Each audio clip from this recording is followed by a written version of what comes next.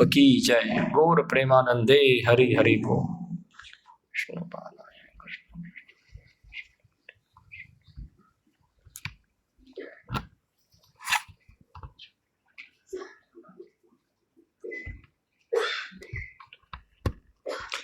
ओम नमो भगवते वासुदेवाय।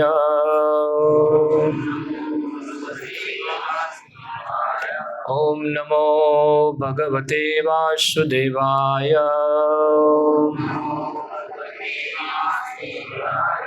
ओम नमो भगवते वासुदेवाय।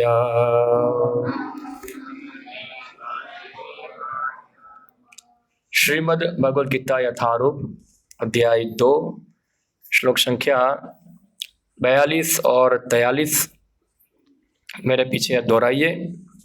याम इमाम पुष्पिताम वाचम प्रवदन्ति अविपश्चितः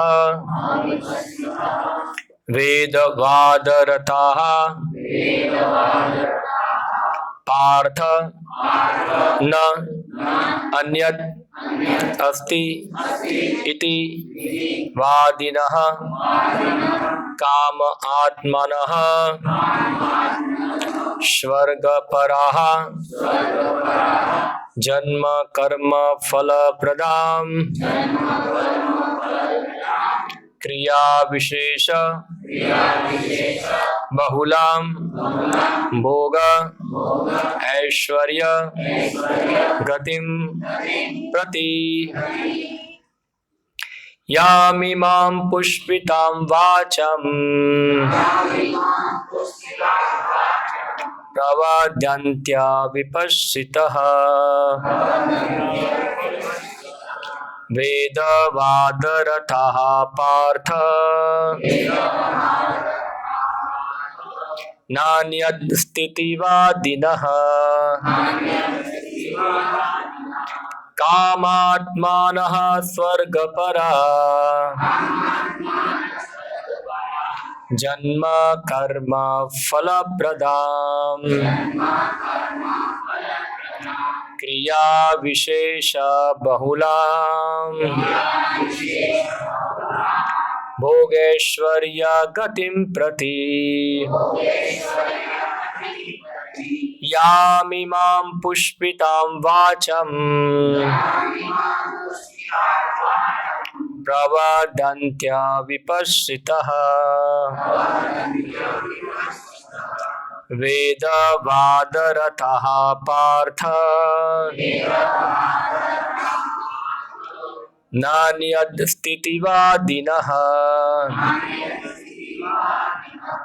कामात्मानः स्वर्गपरा जन्म कर्म फलप्रदां क्रिया विशेष बहुलां भोगैश्वर्य गतिं प्रति यामिमां पुष्पितां वाचं प्रवदन्त्या विपश्चितः वेदवादरताः पार्थ नान्यदस्तीतिवादिनः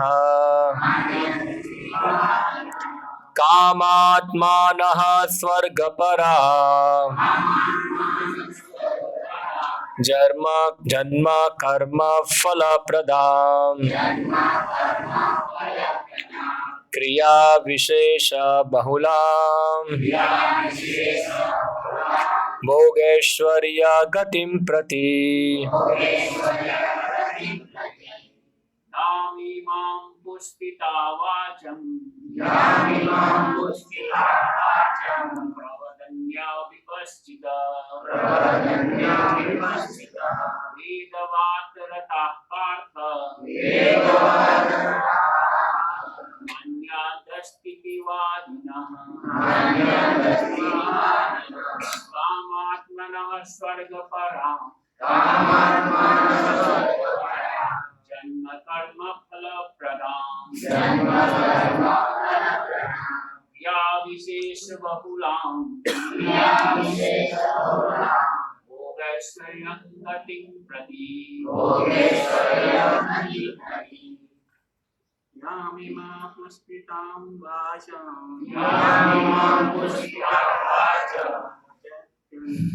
विपश्यसि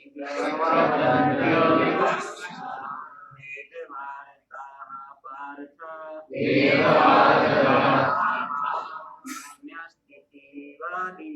नान्यस्तिवादिनः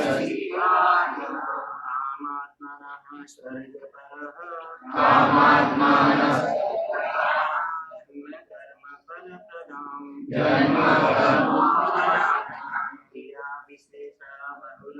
क्रिया विशेष बहुलां भोगस्य गतिं प्रति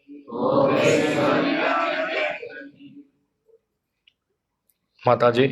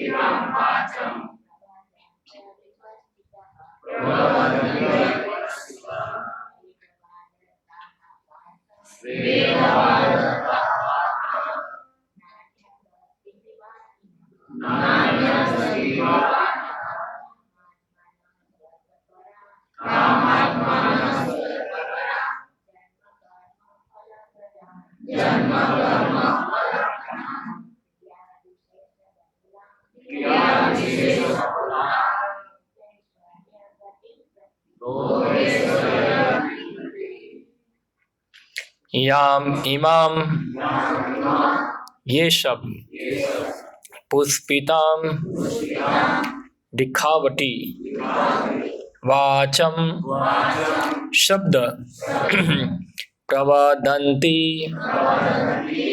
कहते हैं अविपश्चितः अल्पज्ञ व्यक्ति वेदवादरताः वेदों के अनुयायी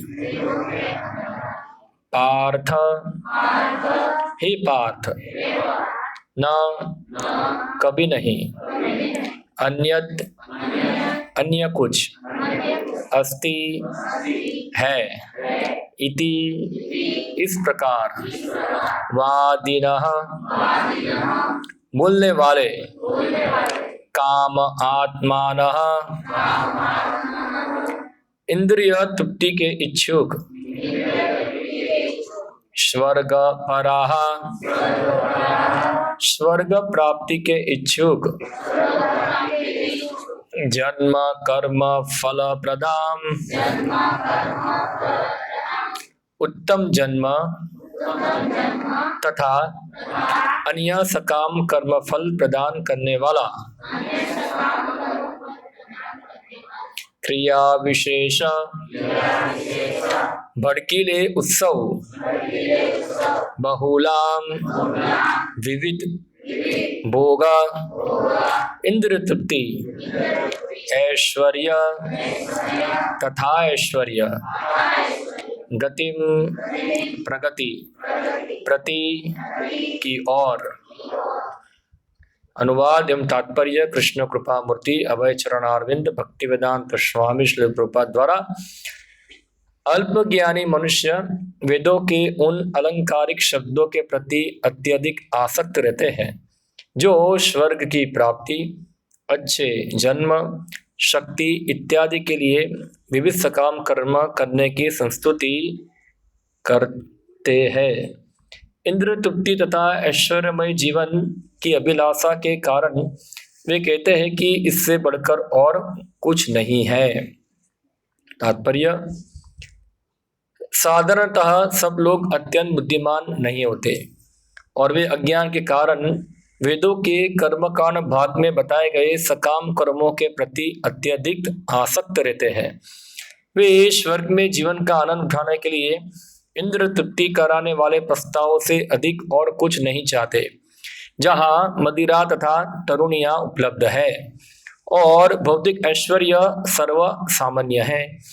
वेदों में स्वर्ग लोक पहुंचने के लिए अनेक यज्ञों की संस्तुति है, जिनमें ज्योतिष्ठम यज्ञ प्रमुख है।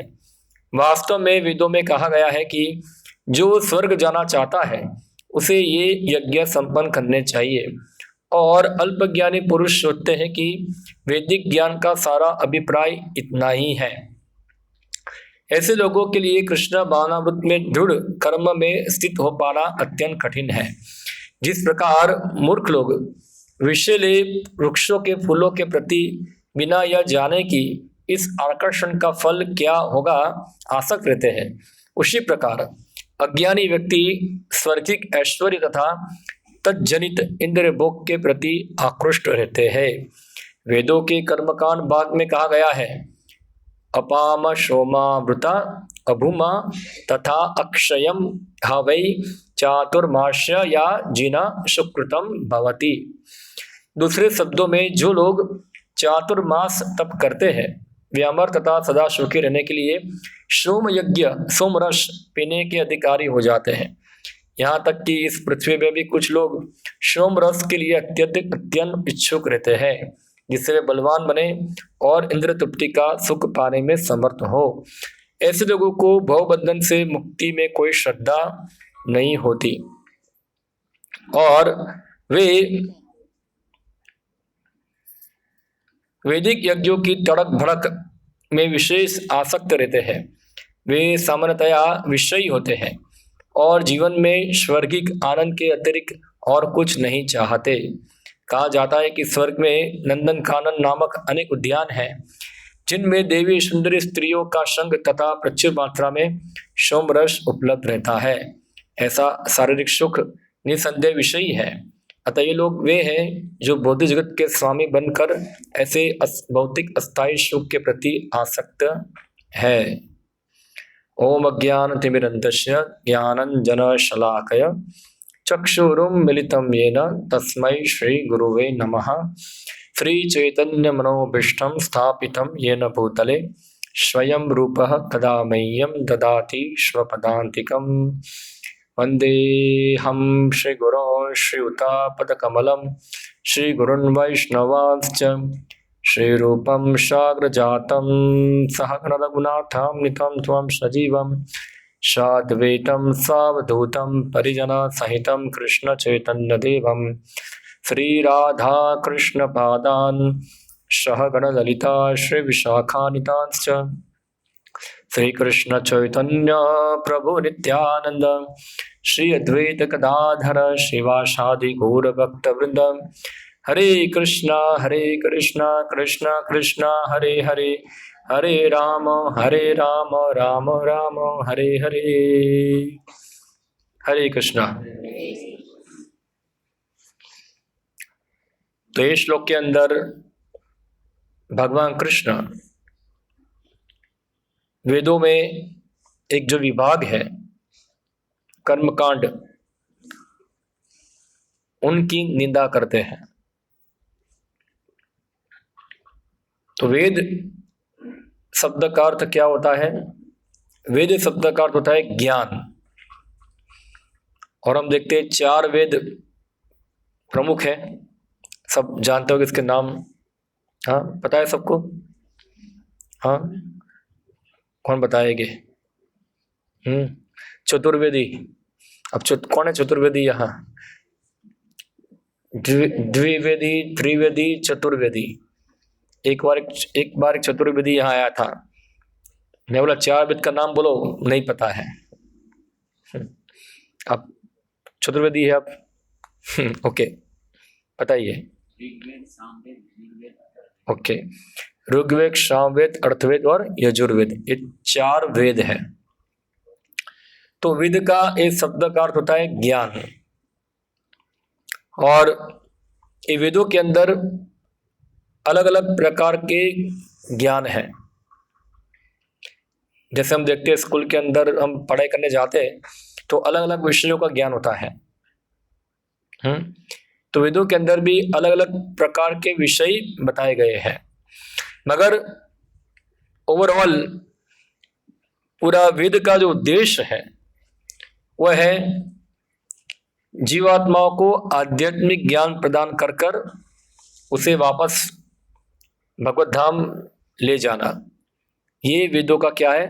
अंतिम निचोड़ है, उसका उद्देश्य है। तो वेदों के अंदर खास करके हम देखते हैं कि अलग अलग प्रकार के मनुष्यों के लिए अलग अलग प्रकार के विधि विधान बताए गए हैं। इसलिए आज भी हम देखते हैं, आजकल जो वैदिक धर्म है वो हिंदू धर्म के नाम से प्रख्यात है। हाँ, तो आजकल भी सो कॉल हिंदू धर्म के अंदर बहुत सारी कंफ्यूजन है। कोई बोलता है इसकी पूजा करो, कोई बोलता है उसकी पूजा करो, कोई बोलता है ये करो, कोई बोलता है वो करो, कोई बोलता है फलाना करो, कोई बोलता है ढिकना करो। तो क्या सही है? फिर एक पार्टी और आती है और वो बोलते हैं ये सब झगड़ा करना बंद करो, सब कुछ सही है। हाँ, या तो मत ततो पथ, यानी जितने मत है इतने पथ है, सब कुछ सही है।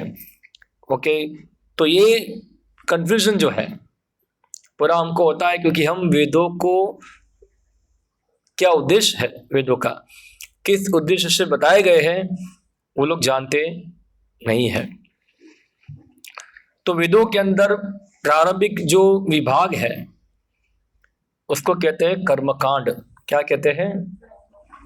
वेदों में खास करके 3 विभाग है, कर्मकांड, ज्ञान कांड और उपासना कांड, 3 विभाग आते हैं। तो कर्मकांड विभाग जो है वेदों के अंदर बहुत विस्तार से बताया गया है।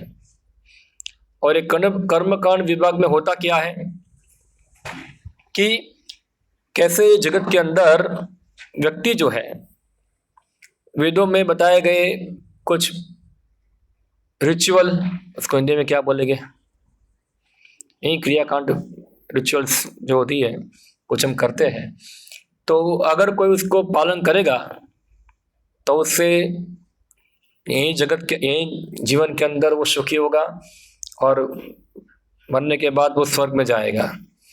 और रिचुअल पालन करने के पीछे क्या होता है? एक भौतिक लाभ का प्रलोभन होता है। और हम देखते भी है ऐसा, लोग जो होते हैं अलग अलग धार्मिक नियम पालन करते हैं, इसके पीछे क्या इच्छा होती है? कुछ लाभ प्राप्त हो जाए, कुछ लाभ मिले। तो लाभ क्या है? तो भोग ऐश्वर्य, भगवान यहाँ बताते हैं क्या है वो? भोग ऐश्वर्य, ये लाभ है। तो कर्मकांड विभाग के अंदर व्यक्ति वेदों का अनुयायी बनता है भौतिक भोग ऐश्वर्य प्राप्त करने के लिए। हाँ, और ऐसे व्यक्ति बताते हैं कि इसके अलावा वेदों का कोई और उद्देश्य है ही नहीं। यानी क्या करो? कुछ यज्ञ करो, दान करो, तप करो, स्वर्ग में जाओ। और वहाँ स्वर्ग में जाके करना क्या है? अंदर बताया है, वहाँ ही भोग करो, यहाँ ही भोग करो, ऊपर ही भोग करो। यानी कि जो कर्मकांड है उनका उद्देश्य क्या है? व्यक्ति ये भौतिक जगत के अंदर सुखी होना चाहता है। कैसे? इंद्र तृप्ति के द्वारा। तो क्यों वेदों के अंदर ये कर्मकांड विभाग बताए गए हैं? क्या कारण है? क्योंकि सभी लोग जो हैं वो आध्यात्मिक जीवन के लिए तत्पर नहीं है। तो एक है आध्यात्मिक जीवन और एक है भौतिक जीवन। ये शब्द आपको पता होगा, क्या है भौतिक जीवन और क्या है आध्यात्मिक जीवन, जानते हैं? हाँ, तो भौतिक जीवन यानी कि खाओ पियो मजा करो, इसको क्या कहते हैं? भौतिक जीवन।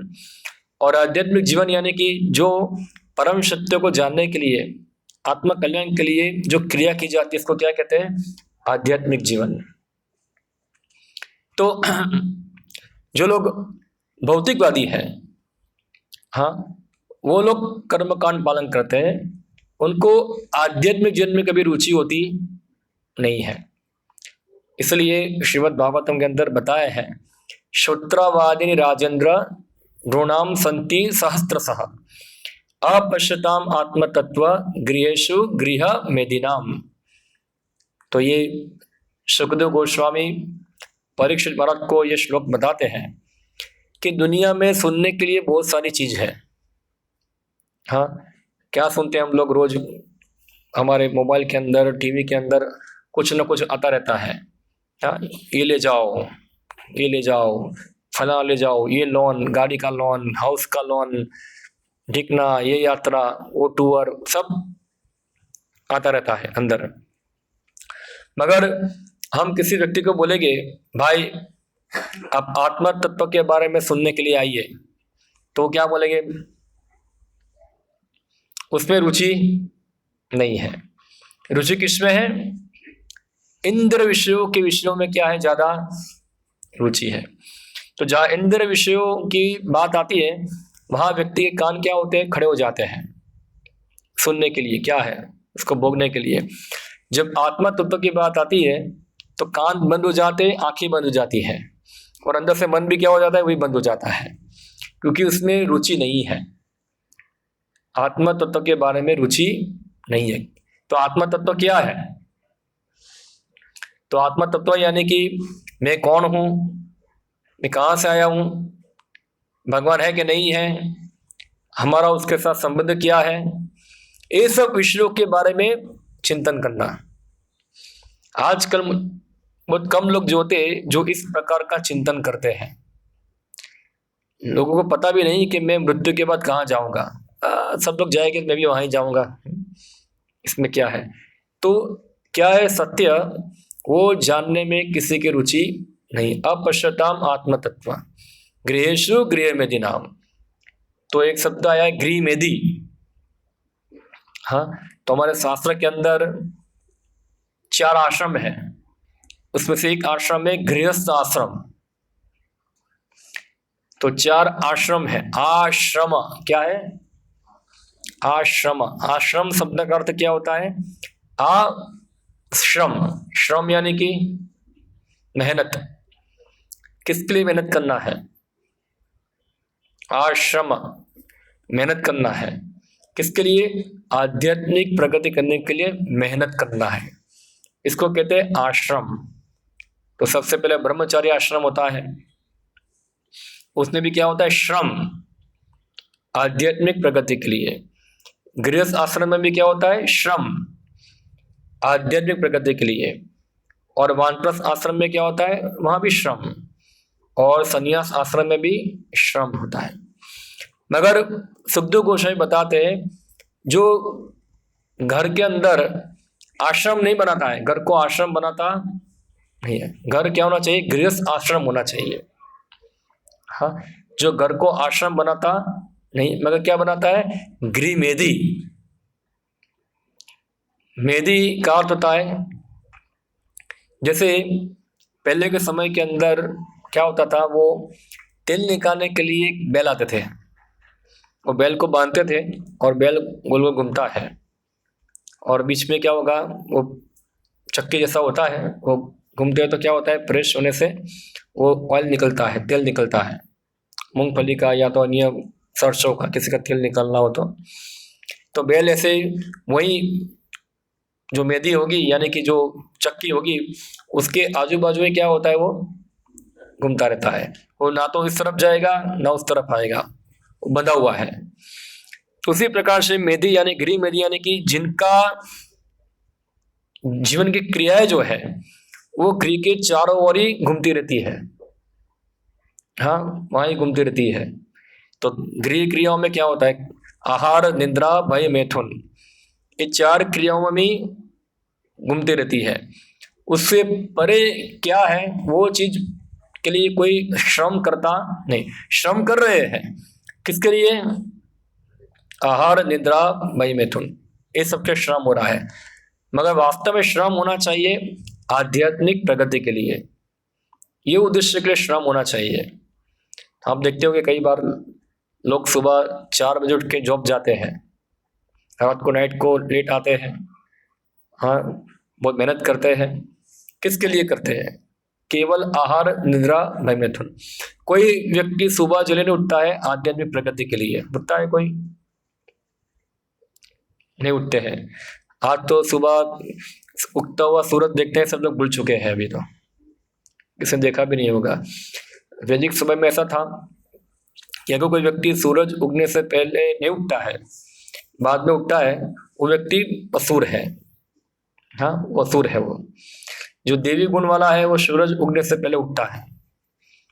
मगर आजकल तो क्या है, हम कई बार हम जाते हैं बाहर निकलते हैं तो दोपहर को 11-12 बजे सूरज को पानी चढ़ाते हैं ऐसे, हाँ सूरज तो कितना ऊपर आ गया है। तो सूरज को अर्घ्य अर्पण करना है तो अर्घ्य तो सूरज उगता है तब करना होता है। अभी ऊपर आ गया 11 बजे पानी चढ़ाएंगे तो ठीक है, कुछ धार्मिकता है मगर टूटी फूटी हुई है, अपनी स्थिति के अनुसार धार्मिकता पालन करते हैं। तो गृह मेधी यानी कि ऐसे व्यक्ति जो केवल यही खाओ पियो मजा करो भोग ऐश्वर्य में क्या है लिप्त है, वही उनका जीवन है, वही इसके आजू बाजू घूमते रहते हैं। आध्यात्मिक प्रगति के लिए कोई भी श्रम करते नहीं है, ना तो उनको इसके बारे में जानने की इच्छा है और जानना ही नहीं है ये चीज, क्योंकि वो ज्यादा भोग और ऐश्वर्य से क्या है आसक्त है। क्योंकि सामान्य रूप से लगता है किसी को कि हम आध्यात्मिक जीवन अपनाएंगे तो हमारा भोग ऐश्वर्य क्या हो जाएगा, खत्म हो जाएगा, और भोग ऐश्वर्य खत्म हो जाएगा तो जीवन का लाभ ही क्या है, कुछ फायदा ही नहीं है।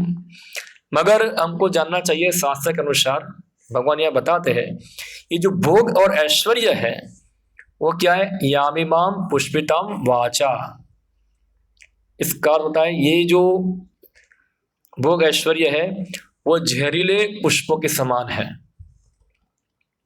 वो लगता है कि भोग ऐश्वर्य है मगर वास्तव में क्या है, वो और दुख का कारण बनते हैं। गीता के अंदर भगवान कृष्ण बताते हैं यही संस्प्रजा भोगा दुख योनय एवते आदि अंतमंत कौंतय ना तेषु रमन्ते बुधाहा। जो सुख इंद्रियानुभूति से प्राप्त होता है वो सुख शुरुआत में, बीच में और अंत में वो दुख और दुख का ही कारण बनता है। वो सुख नहीं है, वो सुख जैसा महसूस होता है। क्योंकि भगवान कृष्ण गीता में बताते 3 प्रकार के सुख के बारे में बताते हैं भगवान। एक सुख जो होता है जो व्यक्ति सतोगुण में प्राप्त करता है, एक सुख जो होता है व्यक्ति रजोगुण में प्राप्त करता है, और एक सुख होता है व्यक्ति तमोगुण में प्राप्त करता है। तो जैसे तमोगुण का सुख क्या है, तो रात को 4 बजे तक जगेंगे और दोपहर को 2 बजे तक सोएंगे, हाँ तो सोने का क्या है, कुछ आनंद मिलता है ना, सुख मिलता है। मगर सोने का जो आनंद है वो तमोगुण का आनंद है, तामसिक आनंद है, हाँ क्योंकि आप जब सो जाते हैं तो आप अपने आप को भूल जाते हैं, आपकी चेतना जो होती है पूरी तमोगुण में होती है।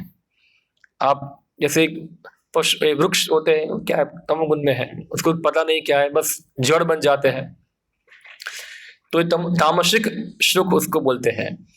राजसिक सुख जो है वो शुरुआत के अंदर क्या होता है, थोड़ा व्यक्ति को सुखदायक लगता है, मगर परिणाम क्या होगा उसका, बाद में दुख लगता है। हाँ, शुरुआत में क्या होता है, वो बहुत आनंद आता है, मगर परिणाम उसका दुख दुख दुख होता है। और सात्विक सुख जो है शुरुआत के अंदर थोड़ा कष्ट प्रदान करता है, थोड़ा कष्टदायक लगेगा, मगर परिणाम क्या होता है उसका, वो बाद में सुख प्रदान करता है। तो 3 प्रकार के सुखों के बारे में भगवान कृष्ण गीता के अंदर बताते हैं, और ये तीनों से ऊपर है एक आध्यात्मिक सुख, सुखम ग्राह्यम अतीन्द्रियम।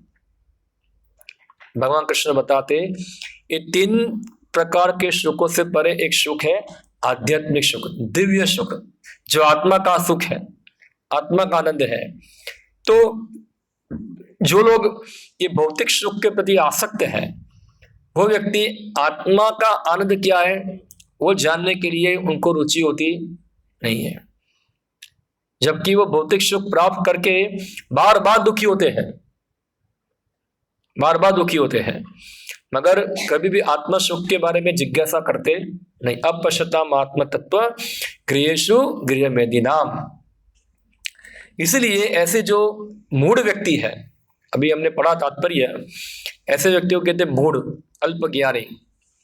हाँ, जो हम नहीं है वो चीज के लिए हम प्रयत्न करते हैं। तो गीता के अंदर पहले ही शिक्षा भगवान कृष्ण बताते हैं, हम ये शरीर नहीं, हम आत्मा है। हम सब मुंह से बोलते हैं ऐसा, हम शरीर नहीं आत्मा है, मगर हम आत्मा कल्याण के लिए कोई व्यक्ति कार्य करता नहीं है। सुबह से लेकर शाम तक सभी व्यक्ति किसके लिए काम करते हैं, शरीर के लिए। उसको कहते हैं, एक भाषा के अंदर बताते हैं कि today's modern life is cleaning the cage of bird. तो एक पिंजरा है। हाँ, जैसे आप बाजार में गए और एक पक्षी पिंजरे में लेके आ गए, एक पक्षी को लेके आए और पिंजरा अपने घर के अंदर टांग दिया, फिर रोज सुबह उठकर एक अच्छा ब्रश लेके आए कुछ साफ करने के लिए। क्या आता है अभी तो स्प्रे मारते हैं, कुछ रिम बार या कुछ भी होगा। हाँ, कुछ लेके आ गए, कुछ स्प्रे मारने के, स्प्रे मारा, उसको पूरा रगड़ रगड़ कर क्या किया, चमका दिया, पूरा क्लीन, नीट एंड क्लीन हो गया जो पिंजरा था वो। 1 दिन 2 दिन 3 दिन पूरा पिंजरा इतना चमक रहा है, मगर देखा अंदर जो पक्षी जो था वो कैसा है, पूरा मरा हुआ पड़ा हुआ है, मरने का प्राय आ गया है, ऐसा हो गया है। जब लाए थे पक्षी कहता था बहुत हट्टा कट्टा था, अभी क्या हो गया, मरने जैसा हो गया। तो व्यक्ति सोचा ये कैसा पक्षी दिया मुझे दुकानदार ने। हाँ, 2 दिन में क्या हो गया, मरने जैसा हो गया। तो पिंजरा लेके गई दुकानदार के पास, बोला दुकानदार तुमने कैसा पक्षी दिया, देखो 2 दिन के बाद तो मरने जैसा हो गया। दुकानदार बोला बहन जी पिंजरा चमक रहा है, मगर पिंजरे के अंदर दाना पानी दिखता नहीं है, कुछ डाला है अंदर, पक्षी को 2 दिन से कुछ खिलाया है, वो तो पता नहीं था कि पक्षी को खिलाना चाहिए, ऐसा है। तो फिर दुकानदार ने बताया कि बहन जी पिंजरे को चमकाओ भी और पक्षी को क्या दो, थोड़ा दाना पानी भी दो, तो महत्वपूर्ण है, खाली पिंजरा चमकाना महत्वपूर्ण नहीं है। तो ये शरीर जो है हमारा एक पिंजरे की तरह है, तो हम लोग चमकाते उसको, रोज चमकाते हैं सब लोग। आज हम देखते हैं पूरे जामनगर में कितने सारे ब्यूटी पार्लर है, सब चमकाने के लिए ही है। हाँ, पूरा अभी तो शादी की सीजन होगी, पूरा सब लोग चमकाते हैं पूरा। हाँ, मगर इतना शरीर को चमकाने के बाद भी जो अंदर पक्षी है, जो हम आत्मा है, जीवात्मा है, उसके लिए कोई व्यक्ति कुछ करता, उसका खुराक क्या है, उसका खाना पानी क्या है, इसका दाना पानी क्या है, इसके बारे में कोई चिंता करता नहीं है। इसलिए ऐसा होता है कि इतना सारा चमकाने के बाद भी, हाँ, पूरा भौतिक सुविधा प्राप्त करने के बाद भी, इतना प्रगति करने के बाद भी हम जो होते हैं अंदर से असंतुष्ट और दुखी होते हैं। हमको अंदर से संतुष्टि मिलती, एक हमेशा एक फियर, एक भय हमारे अंदर बना रहता है। हाँ, कि शायद ये चीज जो मेरे पास है कल चली गई तो, ये चीज जो है उसको रखने का भय, और जो चीज नहीं है उसको प्राप्त करने का भय। हाँ, ये चीज चली गई तो, ये चीज नहीं मिली तो, ये सब क्या रहता है, उसका एक भय हमारे हृदय में रहता है। मगर एक चीज तो सत्य है कि जो भी चीज हमारे पास है या भविष्य में हमारे पास आने वाली है, एक दिन सभी चीज जाने वाली है। सभी वस्तुएं क्या है, जाने वाली है। यानी कि जो हम पिंजरे को चमका रहे हैं वो पिंजरा भी एक दिन नष्ट होने वाला है, वो भी एक दिन खत्म होने वाला है। मगर भगवान कृष्ण बताते हैं शरीर खत्म होता है, आत्मा खत्म होती नहीं, आत्मा शाश्वत है। हाँ, तो इसलिए जो बुद्धिमान व्यक्ति है वो आत्मा कल्याण के लिए जिज्ञासा करता है। तो जो कर्मकांड विभाग है उन लोगों के लिए है जो व्यक्ति देहात्म बुद्धि में है, जो नहीं जानते कि आत्मा क्या है, जो वही मान के चलते कि शरीर ही सब कुछ है, शरीर का सुख ही सब कुछ है। इसलिए ज्यादातर लोग जो होते हैं, जो धार्मिक होते हैं, ज्यादातर कर्मकांडी ही होते हैं। हाँ, मंदिर जाएंगे, कुछ धार्मिकता पालन करेंगे। हाँ, इसलिए हिंदू धर्म के अंदर बहुत सारी विविधताएं हैं। ये विविधताएं क्यों हैं? क्योंकि अलग अलग कर्मकांड पालन करते हैं सब लोग। ऐसे हजारों कर्मकांडी हो गए, उसमें से कोई एक व्यक्ति होगा, हाँ, जो व्यक्ति आत्मा तत्व के बारे में जिज्ञासा करेगा, जिसके बारे में भगवान कृष्ण बताते हैं बहुनाम जन्मनाम अन्ते ज्ञानवान मां प्रबध्यते। हाँ, ऐसे हजारों जन्मों के बाद ऐसा कर्मकांडी जो होगा वो सिद्धि प्राप्त करने के लिए प्रयत्न करेगा, आत्मज्ञान के लिए प्रयत्न करेगा। इतना जैसे वो व्यक्ति कर्मकांड पालन कर रहा है, कर्मकांड करते करते स्वर्ग में गया, नीचे गया, स्वर्ग में गया, ऊपर आया, ऐसे गता शुन गता काम कामाला बनते उसका आना जाना चालू रहता है। मगर एक दिन एक कर्मकांड कर करके उब जाएगा वो, क्योंकि उसे सुख मिलता नहीं है, इसे सुख नहीं मिलता है। और फिर वो उसको साक्षात्कार होगा ये चीज का कि ये इंद्रिया के द्वारा जो सुख मिलता है वो सुख क्या है, तो भ्रामिक है। इंद्रिया क्या है, जैसे एक आग के अंदर आप घी डालो तो क्या होता है, आग कभी बुझती नहीं है, आग ज्यादा भड़कती है।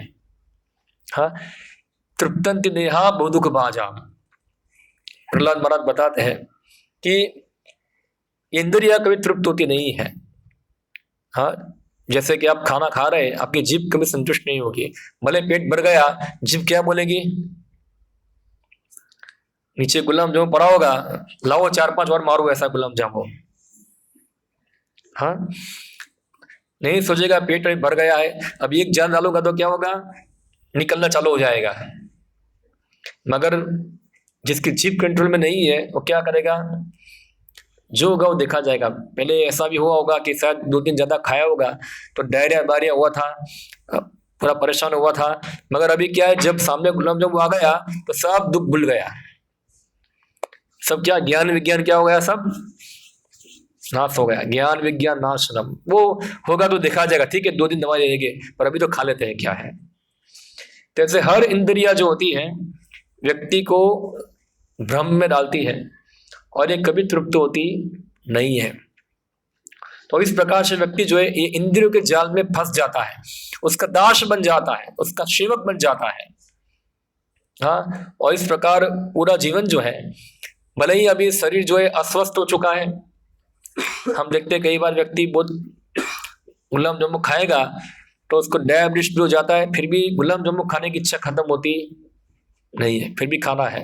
अब इसका शरीर खत्म होने वाला है। अभी हम देखते हैं रूपा जी हमारे बताते थे, कई बार अंग्रेज विदेश में प्रचार करने गए थे तब बताते थे कि 80 साल का बूढ़ा हो गया है फिर भी नाइट क्लब में जाता है, हाँ, नंगा नाच देखने के लिए उधर।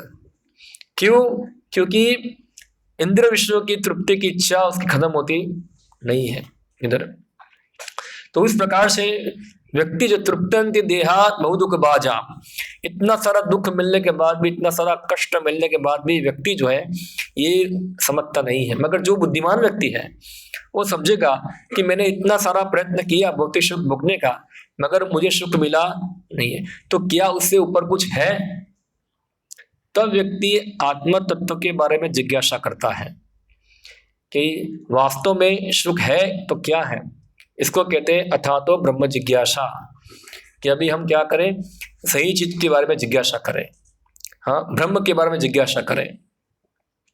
तो जो कर्म कांड है, हाँ, वो देहात्म बुद्धि में लिप्त व्यक्ति के लिए है, जो धीरे धीरे ऊपर उठे और ज्ञान कांड की ओर आगे बढ़े।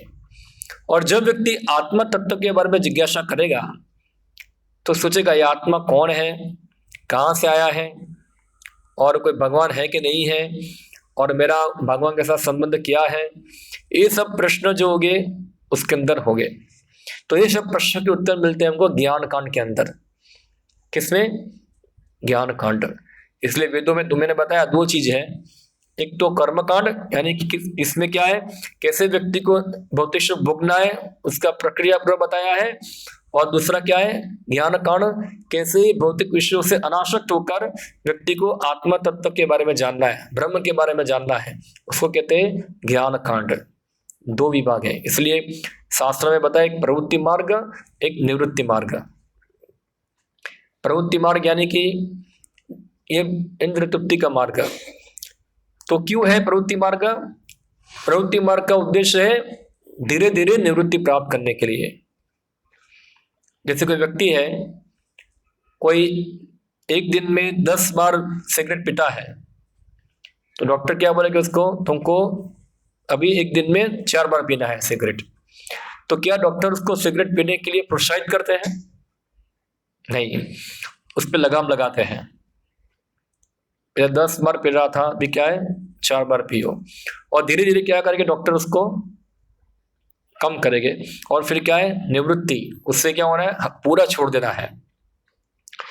तो उसी प्रकार से हमारे शास्त्रों के अंदर ये जो 4 वर्ण और 4 आश्रम है वो इसी उद्देश्य के लिए बनाए हुए हैं।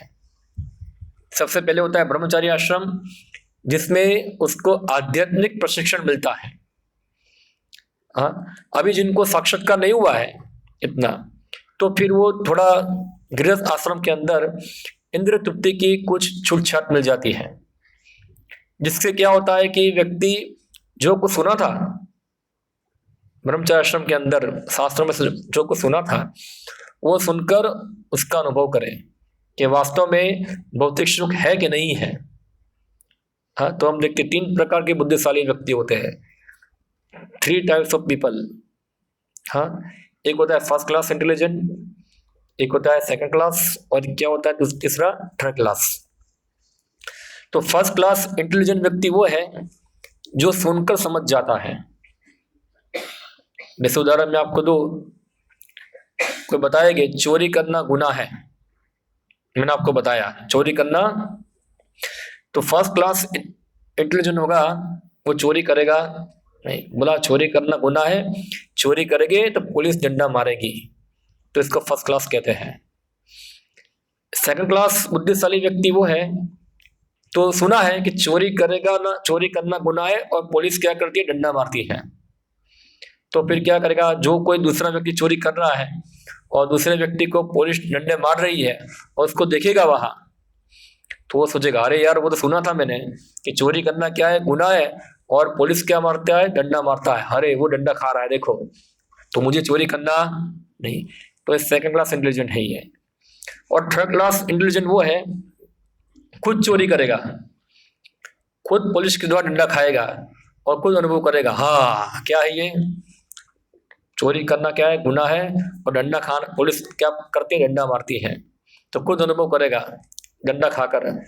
तो ये जो फर्स्ट क्लास इंटेलिजेंट व्यक्ति है, हाँ, वो लोग जो है तुरंत निवृत्ति की ओर आगे बढ़ते हैं। मगर जो लोग जो है थोड़ा थर्ड क्लास बुद्धिशाली है, थोड़ा अनुभव करना चाहते हैं भौतिक दुखों का और फिर निवृत्त होना चाहते हैं, तो उनके लिए फिर ये रास्ता है जिसमें वो ये भौतिक जगत के कष्टों का अनुभव करें। हाँ, और फिर जब व्यक्ति भौतिक जगत के कष्टों का अनुभव करता है तो धीरे धीरे उससे निवृत्त होने का प्रयत्न करें, क्योंकि भौतिक जगत के कष्ट जो है वो हमारे भौतिक क्रियाओं द्वारा उसका निवारण हो सकता नहीं है। तो इसलिए जो इसके बाद गृहस्थ आश्रम के बाद आता है वानप्रस्थ आश्रम आता है। वानप्रस्थ यानी कि अब ये वन सब सुना होगा, वन वन यानी कि जंगल, हाँ, और वानप्रस्थ जंगल में रहना। तो जनरली हम देखते हैं कि हम गुजराती में बोलते हैं हमारी भाषा के अंदर 51, हिंदी में क्या बोलते हैं 51, 51। तो बाद में लास्ट शब्द क्या आता है, वन, वन यानी कि जंगल। तो इसका अर्थ क्या होता है, 51 का मतलब क्या है, अभी अभी कौन सी उम्र हो गई है, वन में जाने की उम्र हो गई है ये, हाँ, वन, 51, 52, 53, हाँ, तो वन वन वन पूरा, तो वन में जाना है। पंचम उद्वम वनम व्रजेत, इसका अर्थ ये होता है कि व्यक्ति जब 50 साल के ऊपर उसकी आयु होती है तो उसको कहाँ जाना चाहिए, वन में जाना। वन में जाने का मतलब कि अभी तो वन तो नहीं है, अभी तो वन में भी क्या हो गया, सब सब रिसोर्ट बन गए, सब घूमने फिरने का स्थान बन गया सब। तो वन का मतलब ये है कि अभी व्यक्ति को सब भौतिक क्रियाकलाप जो है, क्योंकि पहले ऐसा सामाजिक व्यवस्था था कि व्यक्ति लोगों का विवाह भी जल्दी हो जाता था, हाँ, अगर कोई लड़की होगी तो उसका 13-14 साल में क्या हो जाता है, विवाह हो जाता है, और लड़का होगा तो इसका 20-21 साल में विवाह हो जाता है। तो शायद उनका पहला पुत्र होगा, लड़का 22-23 साल का होगा तो पहला पुत्र हो जाएगा उसको, और जब वो 50 साल का होगा तो बच्चे की उम्र कितनी हो जाएगी, 25 साल की हो जाएगी। तो 25 साल का बच्चा तो अभी अपने पैरों पे खड़ा हो जाता है, हाँ, खुद संभालना चालू कर देता है पूरा व्यवसाय अपना।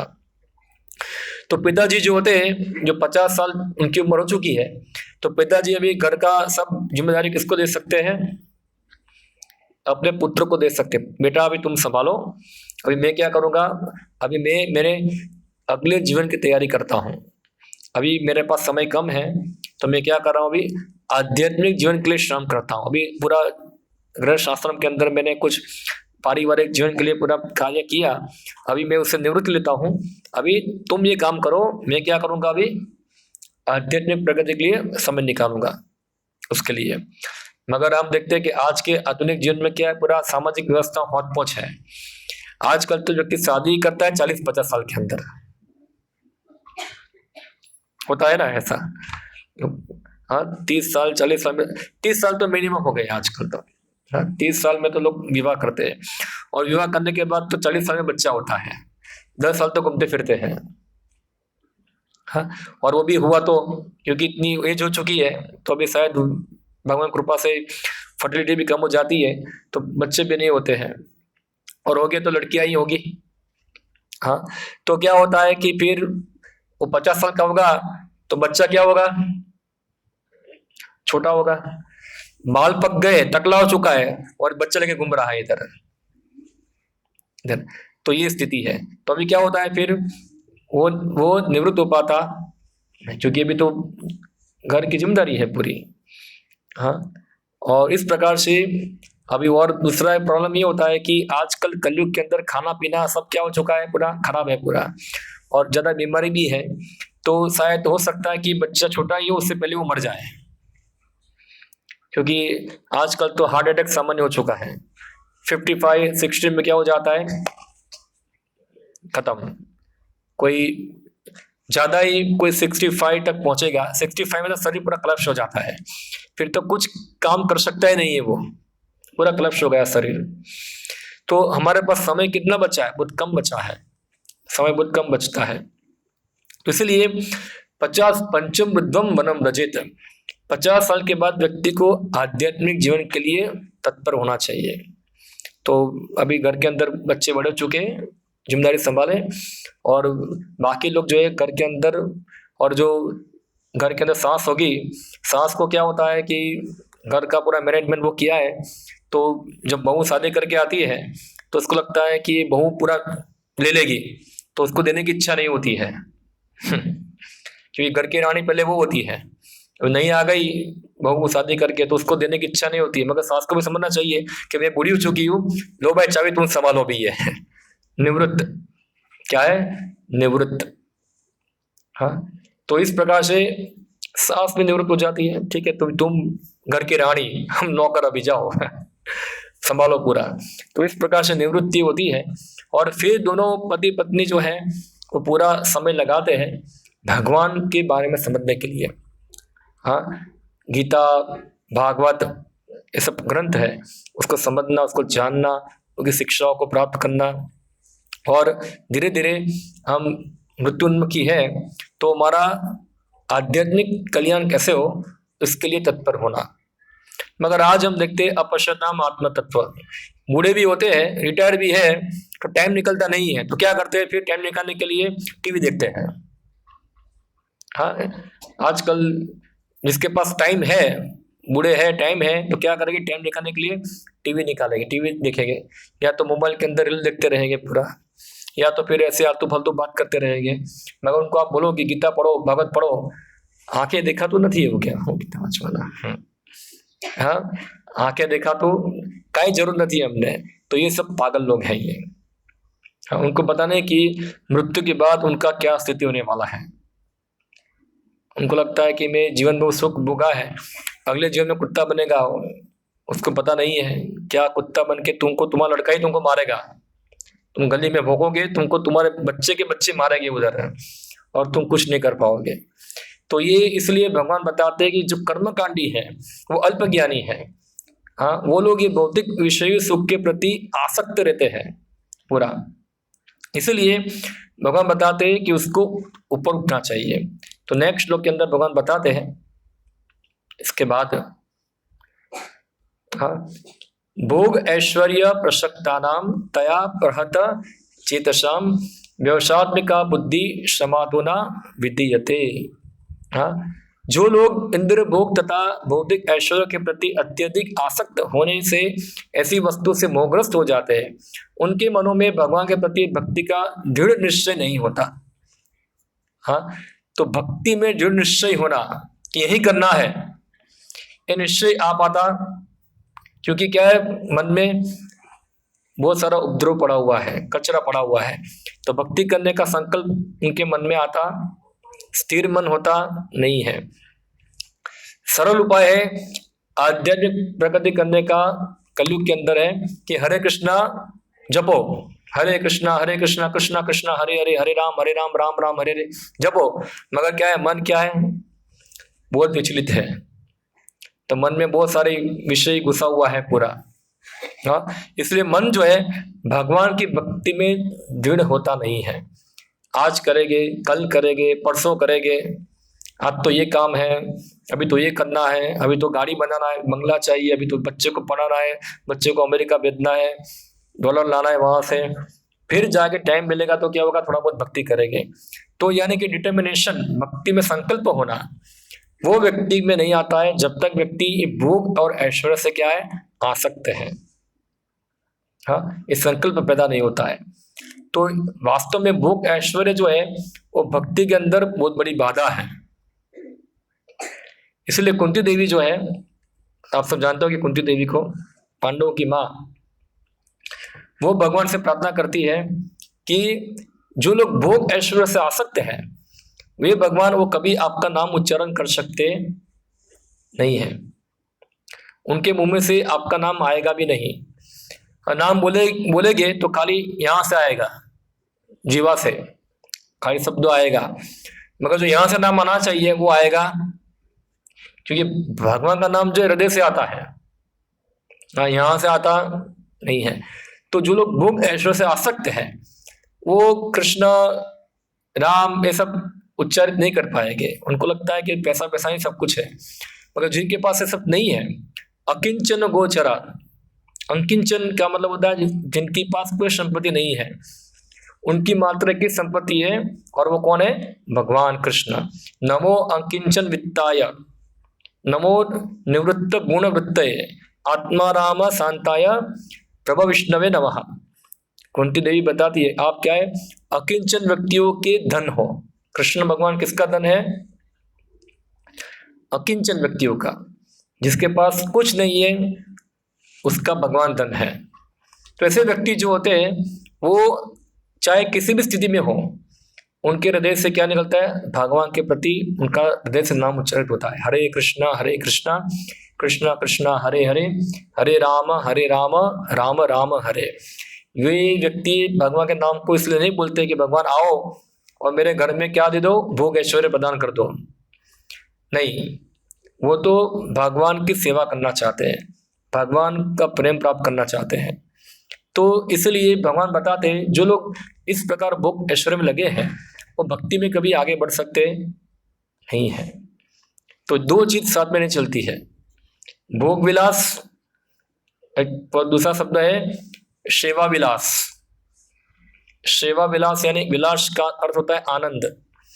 देखिए भोग विलास एक है भोग में आनंद प्राप्त करना, और दूसरा क्या है सेवा विलास, सेवा के अंदर आनंद प्राप्त करना। ये दो चीज साथ में चलती, दोनों उल्टी है। भोग का अर्थ होता है अपने खुद की इंद्रियों को संतुष्ट करना, उसको कहते हैं भोग। और सेवा यानी कि भगवान के इंद्रियों को संतुष्ट करना, उसको क्या कहते हैं सेवा। हाँ, यह है सेवा। तो सेवा करने में आनंद है, भोग करने में आनंद नहीं है। आप थोड़ा प्रयोग करके देख सकते हैं। हाँ, आप खिलाने में आनंद ज्यादा है, खाने में आनंद नहीं है। हाँ, सेवा करने में आनंद है। तो जो सेवा जब भगवान की हम करते हैं, निस्वार्थ सेवा करते हैं, तो उससे जो आनंद मिलता है वो आनंद भोग विलास में प्राप्त होता नहीं। वो आनंद ये भौतिक जगत में जो आनंद मिलते हैं भौतिक भोग के, उससे हजारों गुना ज्यादा होता है, उसकी तुलना ही नहीं कर सकते उसके साथ। हाँ, इसलिए हमको चाहिए कि हम क्या करें, सेवा करें, भगवान की क्या करें, सेवा करें। ये मंदिर जो है ये एक तरीके से सब लोगों के लिए एक अच्छा स्थान है जिसमें सब व्यक्ति अपनी सेवा को अर्पित कर पाए, सेवा कर पाए। हाँ, और हम देखते सेवा करने से हृदय क्या होता है, पूरा संतुष्ट होता है। इवन कोई व्यक्ति खाली झाड़ू मारेगा मंदिर के अंदर, उसको क्या हृदय में क्या होता है, संतोष। जो उसको 5 स्टार होटल में मैगी मैगी थाली खाने में आनंद नहीं मिलेगा, वो आनंद उसको झाड़ू मारने में मिलेगा। हाँ, बर्तन सफाई करने में मिलेगा, प्रसाद सबको डिस्ट्रीब्यूशन करने में मिलेगा, भगवान की कथा सुनने में मिलेगा, कीर्तन करने में मिलेगा। तो ये सब आनंद जो है वो सेवा का है। हाँ, सेवा का आनंद है। तो ये मंदिर जो है खास करके हमको सेवा का अपॉर्चुनिटी प्रदान करती है कि हम भगवान की सेवा कर पाए, जिससे क्या होगा, हम कुछ आनंद प्राप्त करें भगवान की सेवा का, जिससे क्या होगा, हमारा भोग का आनंद है वो अपने आप कम हो जाएगा। हाँ, जैसे जैसे व्यक्ति सेवा का आनंद प्राप्त करेगा, ये भोग का आनंद अपने आप क्या हो जाएगा, कम हो जाएगा, क्योंकि उसकी तुलना इससे की जा सकती नहीं है। तो भगवान यही बताते हैं कि व्यक्ति दृढ़ निश्चय होगा जब व्यक्ति सेवा में लगेगा। भोग ऐश्वर्य वाले होते हैं, उसको सेवा करने की इच्छा होती नहीं, उसको भोग करना अच्छा लगता है। ओके, थोड़ा समय भी हो रहा है, तो नेक्स्ट श्लोक है, हम नेक्स्ट संडे लेंगे अभी। तो यहाँ मैं समाप्त करता हूँ। हरे कृष्णा। किसी को ये विषय के ऊपर कोई प्रश्न हो कोई, तो आप थोड़ा मुझे पूछ सकते हैं। कोई क्वेश्चन, कोई कमेंट हो तो आप पूछ सकते हैं, डाउट हो। ठीक, कोई प्रश्न नहीं है। ठीक है, हरे कृष्णा। कोई अनाउंसमेंट है?